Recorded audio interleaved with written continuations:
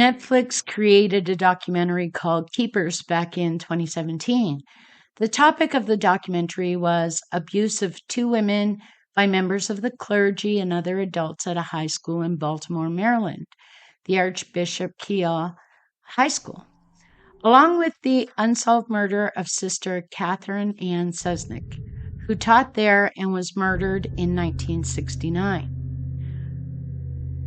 Vayner, one of the girls who was raped and abused at the school, graduated from Keogh in 1971. It would be 22 years before she came forward with what happened to her. She alleged that the school's chaplain, Reverend A. Joseph Maskell, repeatedly raped her when she was a student. She says that she confided in Cesnik about the abuse and that sometime later Maskell took her to see the body of Sister Catherine. As Jane Doe, she filed a lawsuit for $40 million over the abuse.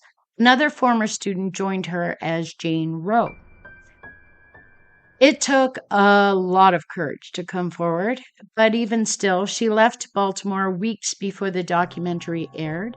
She went to stay with a sister in North Carolina, afraid of what others would think of her and what they would say to her. It's a fear that a lot of survivors have. It's been conditioned into them. No one will believe you, they're told. It's my word against yours. It's a fear that's often backed up by the lies abusers tell about those who dare to speak up. She's lying, she's crazy, she has mental health problems. It's the reason she was guarded when filmmaker Ryan White first contacted her. And when she finally came back to Baltimore, she was cautious and guarded about appearing in public. So what happened? Well, during her high school years, Jean and other girls were raped and forced to have other sexual contact with clergy members, police officers, and other adults at the high school. These included Father Neil Magnus and a gynecologist, Christian Richter. In 1969, Sister Catherine discovered the abuse and assured the girls that she was going to take care of the situation. It was the last day of school before the summer break. But by late fall, Sister Catherine went missing. 2 months later, in winter, she was found murdered. Jean says that before Sister Catherine's body was officially found, Maskell took her to the body, terrorizing her into silence. For the remainder of her time in school, she feared for her life and did all that she was told to do by Maskell. Maskell had more than the usual manipulations up his sleeve, though. Besides the regular manipulations, he had the Catholic faith, and boy, did he use that to further manipulate Jean. Before Jean was to graduate in 1971, she was told she was conditionally absolved for her so-called sins that she committed during high school. You know, the sins others perpetrated on her while trying to force her to take those on as her own. She was told that if she forgot all about what happened during her 4 years at the school, God would forgive her. The psychological manipulation, the criminal terror inflicted on her was pretty effective. She wanted nothing more than to forget, to get away from the school, and to be so-called forgiven. She was able to keep it tucked away in a sealed box in her mind for nearly 22 years. She married and unfortunately lost a baby boy. She attended church and became devout. When that box came unsealed, though, it all came flooding back, and she nearly killed herself. The initial lawsuit didn't go anywhere because Maryland had a statute of limitations on rape, and the lawsuit came after that time limit expired. There may have been some consequences early on in 1992 when Maskell was removed from his position as the pastor of the Holy Cross Church in South Baltimore, but that wouldn't last long. The Archdiocese let him return to the ministry the very next year. Then they moved him to St. Augustine's in Elkridge, Maryland. They claimed to have investigated for hundreds of hours, speaking to dozens of witnesses, only to find no corroboration at all. This was a pattern of moving priests, of so-called investigations going nowhere. That was common practice in the Catholic Church whenever they were confronted by the sexual abuse of children by their clergy and other members. So common that it is very, very predictable. In nearly every case of multiple abuse, as you will see in future videos, it is what happened. In fact, in 1967, a mother complained to the Archdiocese that Mascal abused her son. He was removed from his post as associate pastor at St. Clement Church and put in a new post. Chaplain and guidance counselor at Kiev Parochial School for Girls. In the case of Baltimore's Catholic Diocese, the Attorney General's office undertook a 4-year investigation and found that over 80 years of child sexual abuse and torture had happened, and the Archdiocese covered it up. They released their report in April of 2023. There were more than 600 victims, and in one case alone, a deacon abused more than 100 children. Another priest chained and whipped boys, and yet another received psychiatric treatment, and even after that, went on to abuse 20 boys at a boys' school. There were more than 156 clergy and other officials involved. The report also details the cover-up by the diocese. They knew of the priests.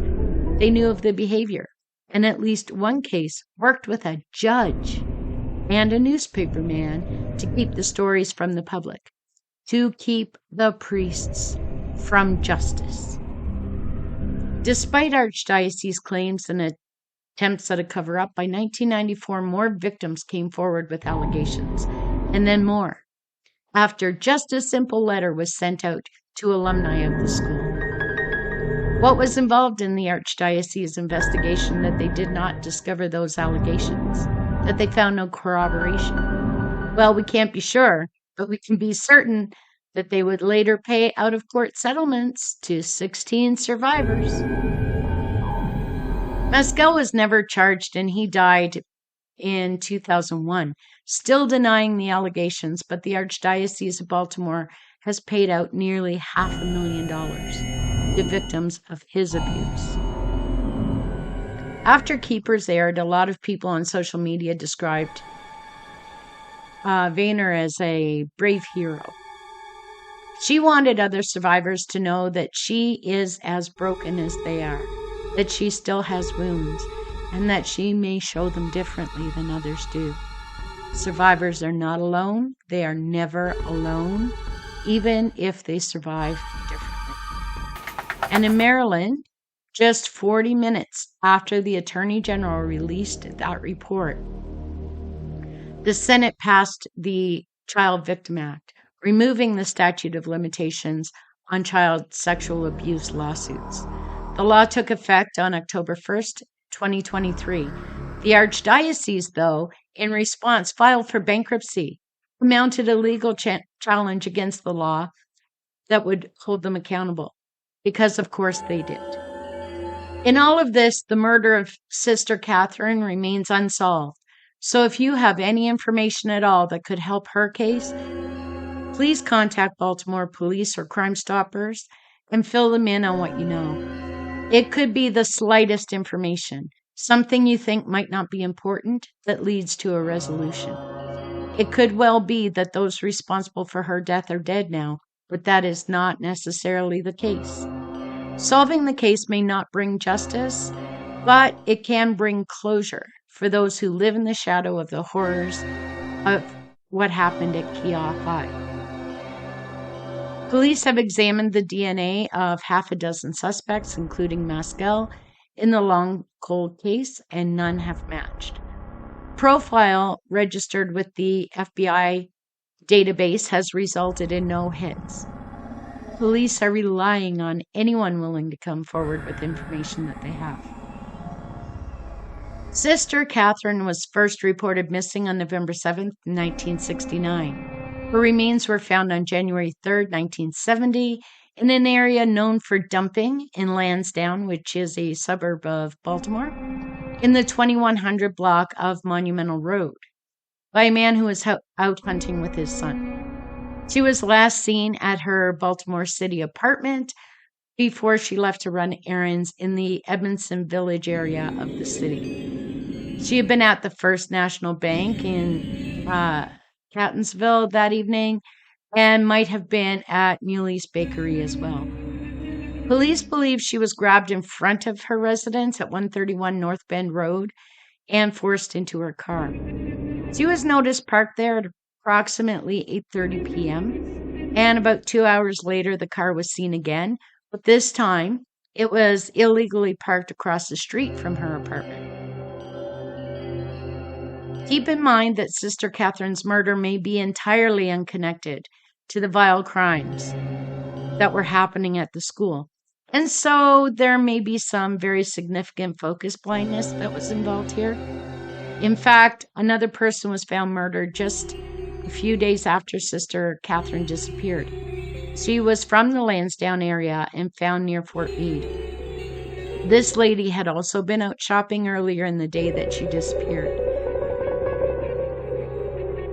FBI are exhuming the remains of Joyce Malecki to gather further evidence.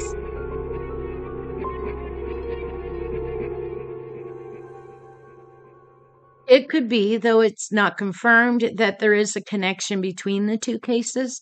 However, at this point, any connection is just speculation. That makes it all the more important that anyone with even the smallest tidbit of information in either case come forward. Thank you for listening. If you're enjoying these videos and want more, don't forget to subscribe and turn on your notifications so that you don't miss any videos. Thank you for watching. We really appreciate it.